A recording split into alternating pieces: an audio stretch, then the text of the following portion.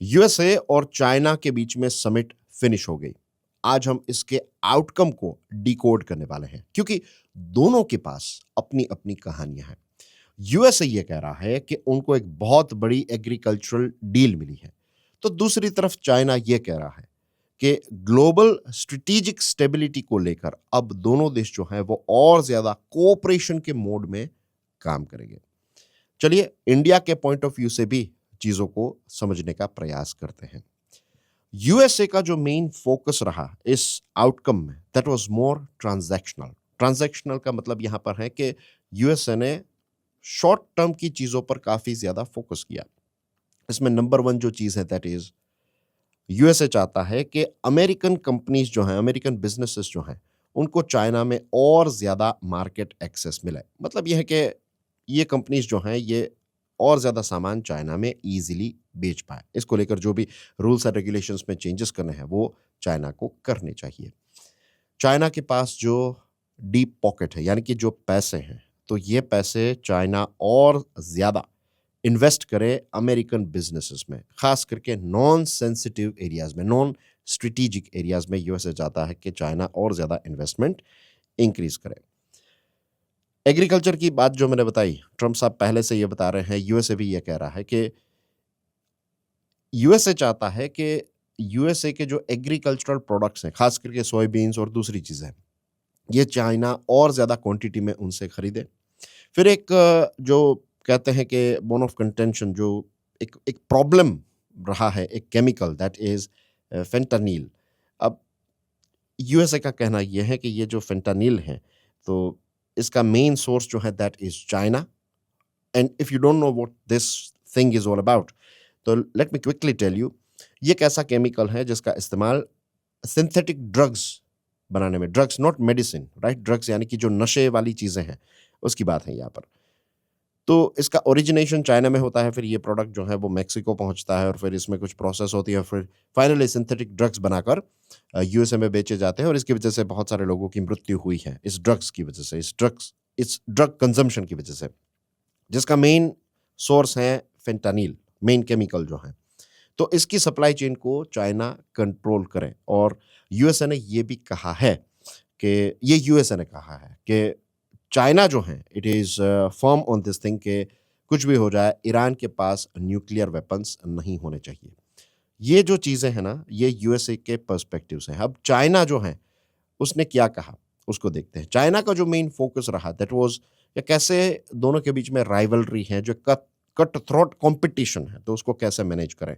तो चाइना का कहना यह है कि जो बड़े बड़े चैलेंजेस हैं, ग्लोबल चैलेंजेस, तो दोनों देशों को मिलकर इनको मैनेज और सॉल्व करने की कोशिश करनी चाहिए। इसी के साथ साथ कंस्ट्रक्टिव स्ट्रेटेजिक स्टेबिलिटी को बिल्ड करना चाहिए। इस पर थोड़ी और डिस्कशन जो है वो शी जिनपिंग साहब ने जो एक नया फॉर्मूला दिया है उस पर हम बात करेंगे। और खास करके एक चीज है जिसको कहते हैं थुसिडाइडस ट्रैप। ये थुसिडाइडस ट्रैप जो है, इसका मतलब ये होता है कि जब एक एस्टैब्लिश्ड पावर है जैसे कि यूएसए, आज यूएसए जो है वो एक सुपर पावर है और पूरी दुनिया ये बात कर रही है कि चाइना जो है वो यूएसए को रिप्लेस करके अब चाइना फ्यूचर में सुपर पावर बनेगा।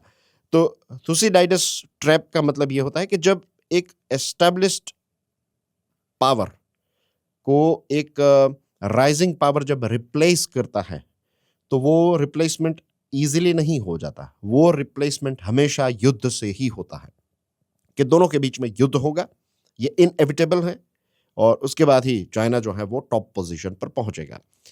तो इसको कहते हैं थुसिडाइडस ट्रैप। तो यहां पर इस चीज को ओवरकम करने की बात बताई है, यानी कि दोनों जो हैं वो युद्ध नहीं करेंगे, लॉन्ग टर्म पीस रहेगा हमेशा दोनों के बीच में।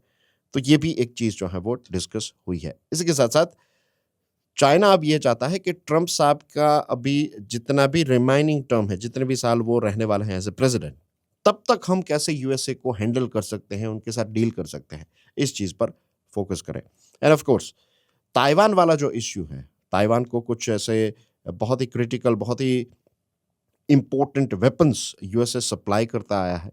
तो इससे पहले की जो हमारी डिस्कशन रही है, याद रखिए, अगर आप पहली बार इस वीडियो को देख रहे हैं तो लेट मी रिमाइंड यू कि अभी कुछ दिनों पहले ही ये समिट जो होने वाली मीन्स अब हो गई, लेकिन जब उस समय पर होने वाली थी, तो दोनों देशों के बीच में कौन-कौन सी चीज़ों के बारे में डिस्कशन होगी, उस पर हमने विस्तार से चर्चा की थी।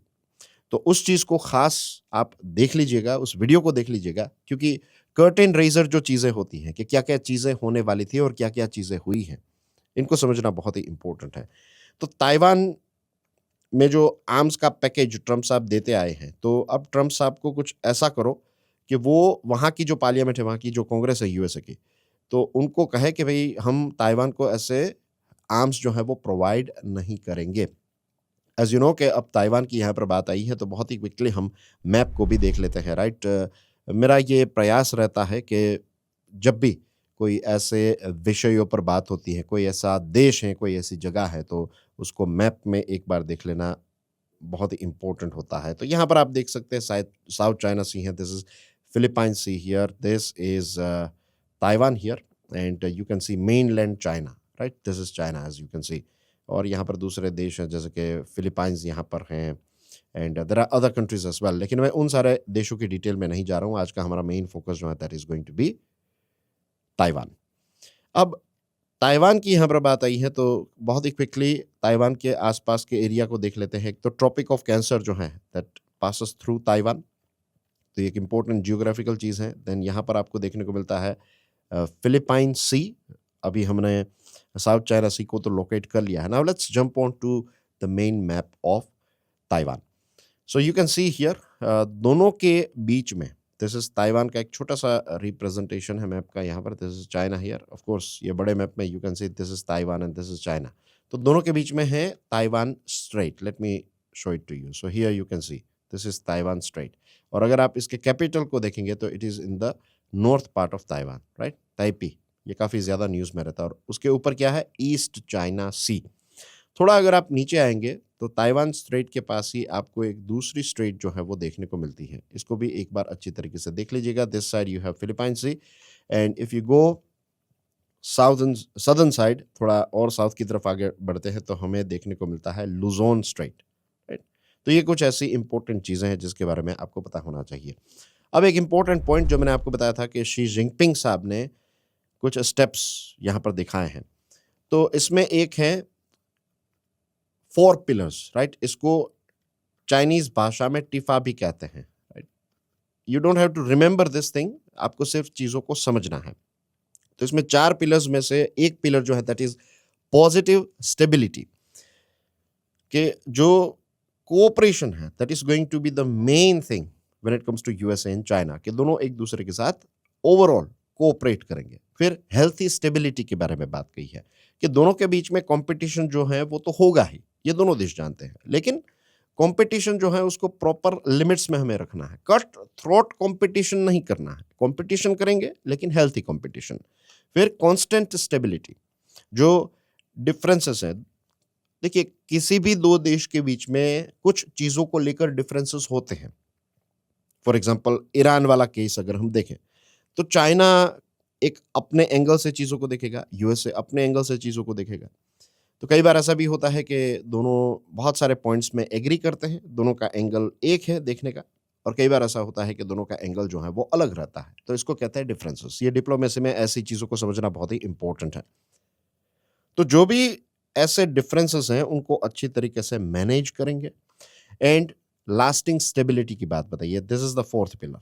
तो इसमें लॉन्ग टर्म पीस हमेशा रहेगा, युद्ध नहीं करेंगे। तो ऐसे 4 पिलर्स जो है वो शी जिनपिंग साहब ने इस समिट के दौरान रखे। उन्होंने बेसिकली ये कहा कि ये सिर्फ बोलने की बातें नहीं है, राइट? ये हम एक्शंस लेंगे इन सारी चीज़ों पर, ऐसा उन्होंने कहा। और इसी के साथ साथ जो बाइडन एरा के समय पे जो गार्ड रेल्स थी, अगर उस समय के करंट अफेयर्स को आप फॉलो करते थे, तो जब बाइडन एडमिनिस्ट्रेशन और चाइना के बीच में मीटिंग्स होती थी, तो उस समय पर भी कुछ ऐसी ही बातें चाइना ने की थी। तो what I am trying to tell you is कि वही चीज़ों को नया नाम देकर, पुरानी चीज़ को नए पैकेज में सामने रखने की बात यहाँ पर हो रही है। ओवरऑल एनालिसिस तो यही कहता है कि इतना कोई ख़ास डिफरेंस जो है वो दोनों के बीच में आपको देखने को नहीं मिलेगा। जो पुरानी ऐसी कुछ ग्रुप्स बनाए थे, right? Economical groups, financial groups, commercial working groups, तो ये सारे ग्रुप्स जो हैं उनको अब नया नाम दे दिया गया है। For example trade versus investment boards, तो पहले पुराना जो था तो दैट वाज़ लाइक उसका नाम अलग था, अब आ गया है एक बोर्ड ऑफ ट्रेड। तो यूएसए ने ये प्रपोज़ल रखा है, तो ये जो बोर्ड ऑफ ट्रेड है तो उसको यूएसए के ट्रेज़री सेक्रेटरी स्कॉट बिसेंट जो हैं वो इसको मैनेज करेंगे और इसमें ख़ास करके ये देखा जाएगा कि जो कमिटमेंट्स एक-दूसरे के साथ किए हैं बिज़नेसेस को लेकर, तो इन कमिटमेंट्स को अच्छी तरीके से दोनों देश फ़ॉलो करें। Then you have this board of investment, तो इसमें जो चाइना का इन्वेस्टमेंट है ख़ास करके उसको स्क्रीन किया जाएगा, pre approvals and things like that, and ख़ास करके जो नॉन स्ट्रैटेजिक एरियाज़ हैं, तो वहाँ वहाँ पर चाइना का इन्वेस्टमेंट जो है वो काफ़ी स्मूथली यूएसए में इन्वेस्ट हों। तो ये सारी चीज़ों पर ऐसे बोर्ड्स और ये सारी चीज़ें बनाई हैं, राइट? तो ओवरऑल जैसे मैंने आपको बताया इसमें नए नाम है, बाकी और कोई ऐसी रेडिकल या फिर आउट ऑफ द बॉक्स या फिर कोई ऐसी बड़ी चीज़ जो है वो नहीं हुई। वही पुरानी चीज़ों को यहाँ पर रिपीट किया गया है। अब एक बहुत बड़ी चीज़ चल रही है दुनिया में, that is Iran conflict, right? तो स्ट्रेट ऑफ हॉर्मुज़ को लेकर यूएसए का ये दावा है कि शी जिनपिंग साहब ने ये चीज़ को रिमेंबर, ये यूएसए ने ये क्लेम किया। यूएसए ने अपना जो स्टेटमेंट इश्यू किया उसमें कहा है कि she opposes the militarisation of straight of Hormuz. तो स्ट्रेट ऑफ हॉर्मुज़ का मिलिटराइजेशन की बात करते हैं तो बेसिकली ये कि भई ईरान जिस प्रकार से स्ट्रेट ऑफ हॉर्मुज़ का अपने एक स्ट्रेटेजिक वेपन के तौर पर यूज़ कर रहा है, तो ये चीज़ जो है वो नहीं होनी चाहिए, ऐसा यूएसए का कहना है। बट वी ऑल नो कि यूएसए ने भी अपनी पूरी नेवी, पूरी तो नहीं लेकिन एक बहुत बड़ी मात्रा में यूएसए की नेवी जो है उसको यहाँ पर डिप्लॉय किया है। चाइना वांट्स कि ये स्ट्रेट जो है ये फ्री रहे फॉर ग्लोबल एनर्जी फ्लो। कोई भी नेता जो है, कोई भी लीडर जो है वो ऐसा नहीं कहेगा कि इसको ब्लॉक करके रखो। ऑफ कोर्स इसी प्रकार के पॉजिटिव स्टेटमेंट्स जो हैं वो दिए जाते हैं। फिर यूएसए ने ये भी दावा किया है कि चाइना जो है वो और ज़्यादा अमेरिकन ऑयल खरीदने के लिए तैयार है। लेकिन अगर आपने वो पेट्रो युआन वाली बात समझी है जो हमने इससे पहले की इसी विषय को लेकर डिस्कशन की थी, तो यू नो कि ये सारी चीज़ें भी बड़े-बड़े वादे हैं। चाइना की अगर बात करें, तो चाइना के पॉइंट ऑफ व्यू से ऐसा है कि यूएसए जो है उसने जो चीज़ें अपने रीडआउट्स में इश्यू की हैं, तो इसमें चाइना इस स्ट्रेट को लेकर जो अपने पॉइंट्स रखे हैं, वो यूएसए ने सामने नहीं रखे हैं। बेसिकली चाइना जो है, उसकी फॉरेन मिनिस्ट्री ने क्लियरली ये बताया है, and I would like to quote the foreign ministry of China here, कि this conflict should not have happened in the first place. ये युद्ध होना ही नहीं चाहिए था। अब ये हो गया है तो जल्द से जल्द इसको ख़त्म करो। ये चाइना का एक स्टैंड है। और चाइना ने ये भी कहा है कि यहाँ पर आप ऐसे सीज़ फायर और ये सारी चीज़ें कर रहे हैं ना, उससे चाइना हैप्पी नहीं है। What China wants is a lasting solution, कि हमेशा के लिए ये जो प्रॉब्लम है आप सॉल्व कर दीजिए। ये चाइना का स्टैंड रहा है। अब रही बात एग्रीकल्चरल परचेसेस की, जो यूएसए काफ़ी कह रहा है कि एक बहुत बड़ी डील हुई है। तो देखिए, ट्रंप 1.0 जब सरकार थी, तो जनवरी 2020 में भी ऐसी फेज़ 1 ट्रेड डील हुई थी चाइना और यूएसए के बीच में, और फाइनली हुआ ऐसा कि 2020 में जो कमिटमेंट्स किए थे, तो लेट्स से आपने कहा था कि हम 100 किलो आपसे परचेज़ करेंगे, तो 60 किलो ही परचेज़ किया, तो 40% का शॉर्टफॉल रहा था उस समय पर। ओवरऑल जो यूएसए ने एग्रीकल्चरल एक्सपोर्ट्स किए थे, तो उसमें भी 18% का ड्रॉप देखने को मिला था। सो बेसिकली जब मीटिंग होती है तब ये दोनों देश कहते हैं कि हम ये करेंगे, वो करेंगे एक्सेट्रा, लेकिन रियलिटी ऐसा है कि फिर कमिटमेंट्स को उतना स्ट्रिक्टली फॉलो नहीं किया जाता। प्रॉमिसेस जो हैं तो उनको वो फुलफिल नहीं करते हैं। ये भी उनकी एक टैक्टिक का पार्ट है।